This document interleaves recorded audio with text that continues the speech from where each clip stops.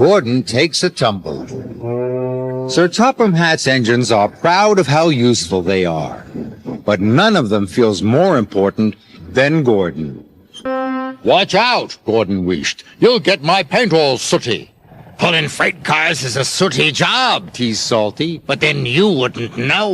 "Of course not," Gordon huffed importantly. "Express engines don't pull freight cars. It wouldn't be dignified." Dingy-fried? Puzzled Percy. What's that? Dignified, Gordon corrected. It means that someone's too big for his buffers, teased Salty. Pah! Said Gordon, and he puffed away. That evening, fog covered the island of Sodor.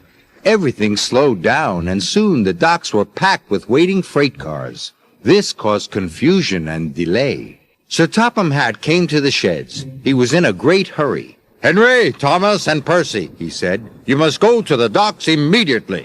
"Yes, sir," they whistled.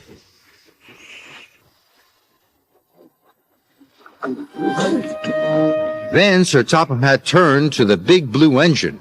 "You too, Gordon," he said. "I need a big engine to take the freight cars where they won't be in the way." "Freight cars?" huffed Gordon. He could not believe what he had heard. Gordon wasn't happy to be pulling freight cars. He waited impatiently while they were shunted into place. Hurry up, he chuffed. "Why the rush, Gordon?" asked Thomas. "If I must pull freight cars, then I'll show Salty how an express engine pulls freight cars," Gordon huffed. "Careful, Captain," Salty tooted. "You don't want to get too big for your buffers." But Gordon ignored Salty.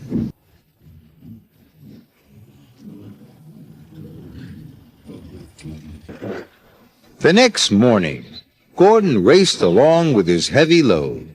"Now this is how you pull freight cars," he puffed. But the signalman had accidentally left the point switched to the branch line. Gordon rattled through the junction. "That's strange," he exclaimed. "I'm on the branch line." "Oh no," the signalman cried. "Express trains aren't supposed to go that way." But it was too late. Gordon had already raced into the distance. The old branch line was weak and rusty. There were signs warning all the trains to go slow. But Gordon ignored the signs. "I'm an express engine. I don't go slow," he said. And he went even faster. The branch line couldn't take his weight, and the rails buckled.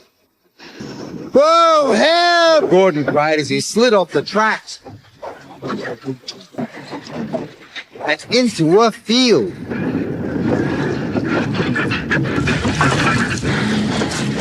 Whoa!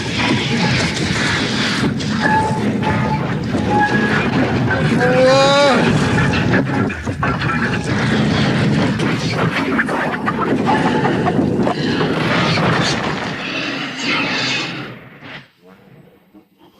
No one was hurt, but poor Gordon felt very undignified. "What will Sir Topham Hatt say?" he groaned. He found out soon enough. "Well, Gordon," said Sir Topham Hatt, "you wanted to show Salty a thing or two, and you've certainly done that. You've shown him how silly it is to ignore go-slow signs." "Sorry, sir," said Gordon, and he let out a sad wheesh of steam. Gordon was soon repaired, and back at the docks ready for work, but he was very unhappy with himself. "Everyone makes mistakes," said Thomas, "even you." "Salty's sorry he teased you," puffed James. "And I'm sorry I was too big for my buffers," chuffed Gordon. And all the engines gave a jolly toot, even Gordon.